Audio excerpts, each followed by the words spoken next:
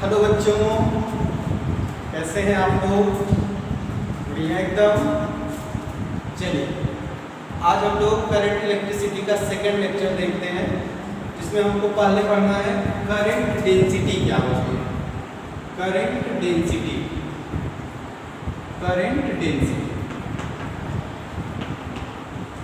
Current density को बेटा हम लोग J से रिप्रेजेंट करते हैं, इसको J से रिप्रेजेंट करते हैं। और यह एक वेक्टर क्वांटिटी होती है, ये वेक्टर क्वांटिटी होती है। और इसको अगर हम लोगों को डिफाइन करना हो तो बड़ा सिंपल डेफिनेशन बन जाएगा, current passes through per unit area. Current passes through per unit area. अगर हम क्रॉस सेक्शनल एरिया की बात करें, लेट अस सपोज अगर हम एक फिगर ड्रा कर लें, इसमें से करंट फ्लो हो रहा है और हमको किसी पॉइंट पर करंट डेंसिटी पता करना है कि कितना होगा, तो हम लोग क्या करेंगे, उस पॉइंट के अबाउट एक क्रॉस सेक्शनल एरिया लेंगे और देखेंगे कि इससे कितनी करंट पास हो रहा है। अच्छा, आप बेसिकली जानते हैं कि अगर हमारे पास, जो हमने प्रीवियस लेक्चर में देखा, कि अगर एक मेटल हो उसके सराउंडिंग हम लोग पोटेंशियल अप्लाई कर दें, आप जानते हैं ये पॉजिटिव टर्मिनल या नेगेटिव टर्मिनल। पॉजिटिव टर्मिनल से क्या होगा, पॉजिटिव चार्ज निकलेगा, यहाँ पे सारे पॉजिटिव चार्ज आ जाएंगे। नेगेटिव टर्मिनल से सारे नेगेटिव चार्ज यहाँ आ जाएंगे। आपको पता है पॉजिटिव से नेगेटिव डायरेक्शन में हमें यहाँ पे फील्ड मिल जाएगा। और जैसे ही फील्ड मिलेगा, इसमें जितने इलेक्ट्रॉन्स होंगे सब फील्ड के अपोजिट डायरेक्शन में मोशन करना स्टार्ट कर देंगे। इलेक्ट्रॉन का डायरेक्शन, इलेक्ट्रॉन के मोशन का direction opposite to the electric field. अब बेटा जब इलेक्ट्रॉन मोशन करना स्टार्ट करेंगे तो यहाँ पे एक करंट हमको मिलने लगेगा इनके अपोजिट डायरेक्शन में। अब अगर करंट यहाँ मिलने लगेगा तो करंट डेंसिटी क्या होगी, यहाँ जो हमको किसी पॉइंट पर अगर करंट डेंसिटी चाहिए तो हम उस पॉइंट के अबाउट एक क्रॉस सेक्शनल एरिया बना देंगे। उस पर्टिकुलर एरिया से पास होने वाले करंट को, जो करंट की वैल्यू हमको मिलेगी, उसको हम लोग क्या कह देंगे, करंट डेंसिटी कह देंगे। तो बड़ा सिंपल सा कॉन्सेप्ट है। करंट डेंसिटी क्या होगी, एट अ पर्टिकुलर पॉइंट, किसी पॉइंट पर करंट डेंसिटी, उस पॉइंट पर जो क्रॉस सेक्शनल एरिया है उसमें से पास होने वाले करंट की वैल्यू। और ये कैसी क्वांटिटी होगी, ये वेक्टर क्वांटिटी। कैसी क्वांटिटी होगी, वेक्टर क्वांटिटी। अच्छा, अगर हम इसका यूनिट की बात करें तो यूनिट क्या हो जाएगा, एम्पियर पर मीटर स्क्वायर। ये यहाँ की यूनिट। अच्छा, इस पे अगर हम लोग एक एग्जांपल में क्वेश्चन करें, आप समझिए, अगर एक एग्जांपल लिया जाए क्वेश्चन का कि इस तरह से स्टडी स्टेट कंडीशन में करंट फ्लो हो रहा है, इसमें स्टडी स्टेट कंडीशन में, और यहाँ हमने एरिया को A से रिप्रेजेंट कर दिया, A1 से रिप्रेजेंट कर दिया, और यहाँ पे एरिया को A2 से रिप्रेजेंट कर दिया। आपको देखते ही समझ में आ रहा है A2 is greater then A1, A2 area A1 से ज्यादा है। और हम स्टडी स्टेट पर बात करें, एट स्टडी स्टेट, इसमें से करंट अगर I0 पास हो रहा है, आपको पता है स्टडी स्टेट पर कंडीशन तब बनेगा जब करंट इतने पीक वैल्यू पर होगा, मतलब करंट अपने मैक्सिमम वैल्यू पर होगा। तो जो इसमें से करंट पास हो रहा है I0, वो क्या है, वो मैक्सिमम करंट है। मतलब करंट अगर मैक्सिमम वैल्यू हो गई तो डेंसिटी पूरी तरह से एरिया पे डिपेंड करेगा। और इसमें हम क्वेश्चन क्रिएट कर सकते हैं कि current density at A1 is greater than A2, एक ऑप्शन। दूसरा option, current density at A1 less than current density at A2। तीसरा, current density at A1 is equal to current density at A2। और last option हम लोग कर सकते हैं इसमें से नन ऑफ दीज, इनमें से कोई नहीं। तो आप बताइए क्या होना चाहिए, इसको देख के बताइए इसमें से क्या होना चाहिए। आपको पता है current density current per unit area होता है, क्या होता है, करंट पर यूनिट एरिया। तो बेटा करंट पर यूनिट एरिया की बात करें तो यहाँ पे करंट तो स्टडी स्टेट में मैक्सिमम हो गया, मींस करंट तो चेंज हो नहीं सकता। चेंज क्या होगा, एरिया। आप देख रहे हैं करंट डेंसिटी एरिया पे इनवर्सली डिपेंड कर रहा है, मतलब एरिया जहाँ पे कम, करंट डेंसिटी वहां पर ज्यादा। एरिया जहां कम, करंट डेंसिटी वहां पर ज्यादा। तो आप बताइए एरिया यहाँ कम, करंट डेंसिटी यहाँ का ज्यादा होगा। That means option number first is correct. तो हम लोगों ने करंट डेंसिटी के विषय में क्या क्या देखा। करंट डेंसिटी क्या होता है बेटा, किसी पर्टिकुलर पॉइंट पर अगर हमको करंट डेंसिटी चाहिए, उस पॉइंट पर एक क्रॉस सेक्शनल एरिया बना लीजिए, उस एरिया से जितना करंट पास होगा उस करंट और एरिया के रेशियो को भी हम लोग क्या कहेंगे, करंट डेंसिटी कहेंगे। करंट आपकी स्केलर क्वांटिटी होती है, लेकिन करंट डेंसिटी कैसी क्वांटिटी होती है, वेक्टर क्वांटिटी होती है। इसकी यूनिट हम लोग एम्पीयर पर मीटर स्क्वायर कर सकते हैं, और इसके क्वेश्चंस जो हम नॉर्मली समझ सकते हैं वो इस तरह से एग्जांपल के थ्रू समझ सकते हैं कि डेंसिटी हमारा किस तरह से डिपेंड करेगा एरिया। तो ये तो हो गई हमारी करंट डेंसिटी। उसके बाद बेटा अगला आता है हमारा कि करंट जो है किस तरह से ड्रिफ्ट वेलोसिटी पे डिपेंड करता है, किस तरह से चार्ज डेंसिटी पर डिपेंड करता है। या हम अगला पॉइंट बना सकते हैं relation between current and drift velocity. तो नेक्स्ट हेडिंग हमारा हो जाएगा relation between current and drift velocity. तो देखते हैं relation between current and drift velocity.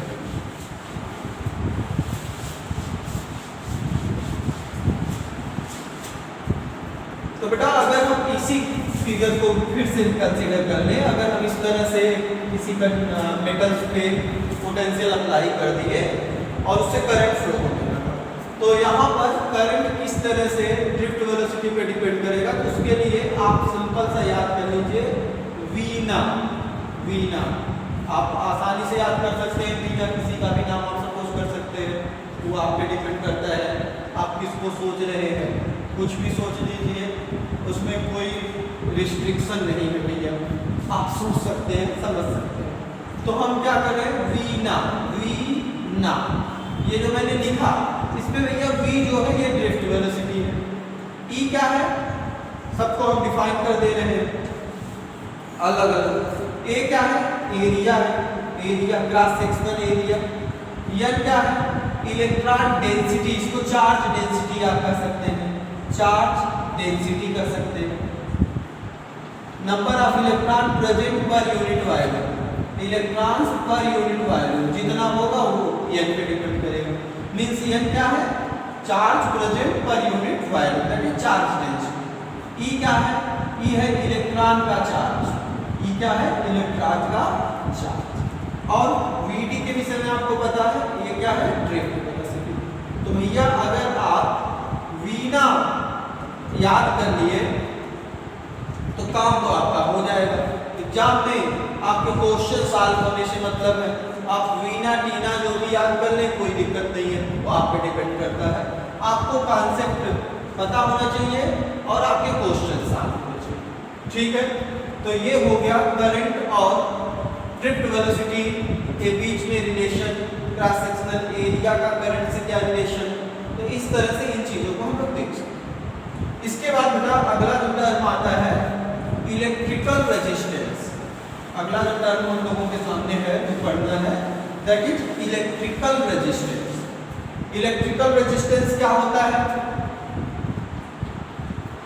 Electrical resistance बेटा नाम से ही हम इसको समझ सकते हैं भाई, रेजिस्टेंस जो इलेक्ट्रिक करंट का अप्रोच करे वही इलेक्ट्रिकल रेजिस्टेंस है। यहाँ समझते हैं अगर मान लीजिए इसका लेंथ L है, इसमें से करंट I फ्लो हो रहा है, पोटेंशियल मैंने V अप्लाई कर दिया, तो नॉर्मल जो हमें मिलता है V is equal to I R, इस रिलेशन से R इज इक्वल टू क्या मिल जाएगा, V बाई आई। मीन्स हम एक सिंपल डिफिनेशन बना सकते हैं कि किसी कंडक्टर से का जो रेजिस्टेंस होगा उस कंडक्टर के क्रॉस पोटेंशियल डिफरेंस जो मैंने अप्लाई किया है और उसमें से फ्लो होने वाले करंट के रेशियो को हम लोग क्या कहेंगे, वहां का रेजिस्टेंस है। फिर से रिपीट कर रहा हूं, किसी कंडक्टर के क्रॉस जो हमने पोटेंशियल डिफरेंस अप्लाई किया है उसका करंट से अगर रेशियो देख लें तो जो मिलेगा वो हमें क्या मिल जाएगा, वो मिल जाएगा इलेक्ट्रिकल रेजिस्टेंस। और ये भैया अगर इसको हम ग्राफिकल रिप्रेजेंट करें तो क्या करेंगे, ऊपर की तरफ हमने ले लिया V नीचे की तरफ ले लिया I। तो इस तरह से जो हमें ग्राफ मिलने वाला है, इसमें लेट अस सपोज ये ग्राफ हमको मिल गया, एक ग्राफ ये मिला, एक ग्राफ हमको इस तरह से भी मिल सकता है,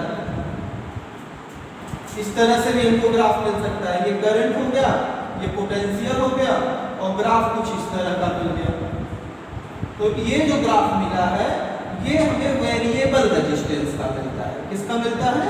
वेरिएबल रेजिस्टेंस का, वेरिएबल रेजिस्टेंस का। और ये जो ग्राफ मिलता है ये किसका मिलता है? ये कांस्टेंट। अच्छा, इस चीज को आप प्रूव भी कर सकते हैं। कैसे?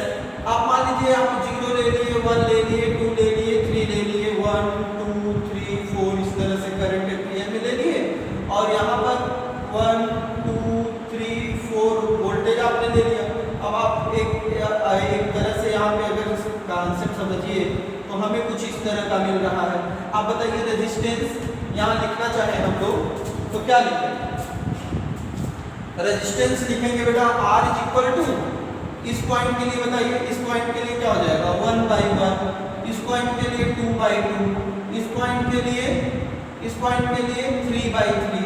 तो हम देख रहे हैं हर जगह रेजिस्टेंस हमको क्या मिल रहा है? 1, इनका रेशियो कांस्टेंट। तो इस तरह का जो हमें ग्राफ मिलता है ये कांस्टेंट रेजिस्टेंस को दिखाता है और ये वेरिएबल रेजिस्टेंस को दिखाता है। अच्छा भैया, तो ये तो हो गया VI कर्व में हमें रेजिस्टेंस कैसे मिलता है। अच्छा, अगर हम बात करें इसको, अगर हम थीटा सपोज करें तो इसके सामने ये हमें क्या मिल रहा है? ये पोटेंशियल मिल रहा है। ये क्या मिल रहा है? पोटेंशियल मिल रहा है। ये क्या मिल रहा है? करंट मिल रहा है। थीटा के सामने ये हो गया परपेंडिकुलर अपॉन बेस। तो tan theta is equal to हम लोग लिख सकते हैं परपेंडिकुलर अपॉन बेस। तो ये सिंपली लिखा क्या है? ये लिखा है रेजिस्टेंस। इसका मतलब कि VI कैरेक्टरिस्टिक्स में अगर V वर्सेस I जो हम ग्राफ बनाते हैं उसमें इसका जो रेशियो मिलता है that is the slope of this graph, और जो इसका स्लोप मिलता है वही यहाँ का क्या बन जाता है? रेजिस्टेंस बन जाता है। तो resistance is equal to V/I is equal to tan theta is equal to slope. कहने का सेंस ये है कि यहाँ पे जो स्लोप हमें मिल रहा है वही यहाँ का क्या बन जा रहा है? रेजिस्टेंस बन जा रहा है। अच्छा, यूनिट की बात कर लें। यूनिट क्या हो जाएगा बेटा? वोल्ट पर एम्पीयर, वोल्ट पर एम्पीयर। और इसी को हम लोग क्या कहते हैं? रेजिस्टेंस की जो यूनिट है, ऊपर वोल्टेज के लिए वोल्ट और नीचे करंट के लिए एम्पीयर, यही बेटा हमारा बन जाता है ओम। इसी को हम लोग कहते हैं ओम। ये देखो ओम बोलने को तो बोल दिए, लेकिन इसको बेटा बोलते हैं ओमेगा। क्या बोलते हैं? ओमेगा। ये ओमेगा, वो वहां भी ओमेगा बोलते हैं जब ऐसे रिप्रेजेंट करते हैं, यहाँ भी ओमेगा बोलते हैं। तो ये तो हो गई रेजिस्टेंस की कहानी। क्या होगा? ये VI कैरेक्टरिस्टिक का स्लोप होगा। अच्छा, अगर गलती से हम लोग IV कैरेक्टरिस्टिक बना दिए इस तरह से, क्या कर दिए? यहाँ पे IV बना दिए, ये I हो गया और ये V हो गया और ये ग्राफ हो गया। तो आप बताइए यहाँ पे स्लोप उस समय क्या मिलेगा? वहाँ यहाँ पे बेटा जो स्लोप मिलेगा वो स्लोप मिलेगा I/V, और इसको हम लोग लिख सकते हैं 1/V/I। मीन्स बेटा यहाँ पे जो स्लोप मिलेगा 1/रेजिस्टेंस। तो यहाँ रेजिस्टेंस क्या हो जाएगा? 1/स्लोप। तो ऐसे केसेस जो क्वेश्चन बनते हैं उसमें हम 1/स्लोप देखते हैं। क्या देखते हैं? जब IV कैरेक्टरिस्टिक इस तरह से दे देता है तो हमें जो रेजिस्टेंस मिलता है वो क्या मिलता है? 1/स्लोप मिलता है। इसको आपको रिमेंबर रखना है बेटा, ये बहुत इंपॉर्टेंट है। इस पे क्वेश्चन हमारा आ चुका है एग्जाम में आपके, और नीट में भी पूछा है। 1/स्लोप मींस कैरेक्टरिस्टिक्स इस तरह से VI का दे करके IV के टर्म में दे देगा। आप एक एग्जांपल इस पे ले सकते हैं। अगर मान लीजिए हमसे क्वेश्चन कुछ इस तरह का पूछ दे, इस तरह का क्वेश्चन आ जाए आपको एग्जाम में कि यहाँ एक ग्राफ दे दे बेटा, एक ग्राफ दे दे और ग्राफ में इस पर आपको करंट दे दिया और इस पर पोटेंशियल दे दिया और ग्राफ कुछ इस तरह का बना दिया।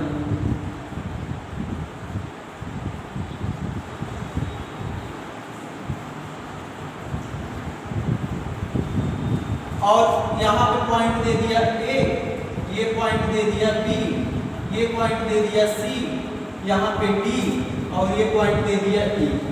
और आपसे क्वेश्चन कर रहा है इस दिए गए ग्राफ में आप हमको बताइए निगेटिव रेजिस्टेंस आपको कहाँ मिल रहा है? क्या? Negative resistance. बेटा निगेटिव रेजिस्टेंस आपको कहाँ मिल रहा है? तो बताइए कैसे हम लोग इसका जवाब देंगे? और अच्छा ऑप्शन भी आपको दे देगा, ऑप्शन बना देगा, option first, second, third, fourth. Option आपको दे दिया ए बी पोर्शन में, फिर बी सी पोर्शन में, फिर आपका बेटा सी डी पोर्शन में और फिर डी ई पोर्शन में। तो इस तरह से आपको ग्राफ बना के पूछ दिया कि किस पोर्शन के लिए निगेटिव रेजिस्टेंस मिल रहा है। तो सिंपल सी बात है, इसको जब हम लोग सॉल्व करेंगे तो क्या देखेंगे? बताओ बेटा ये वाला कंडीशन है I V कैरेक्टरिस्टिक्स, इसका मतलब रेजिस्टेंस यहाँ पे क्या मिलने वाला है? 1 बाय स्लोप।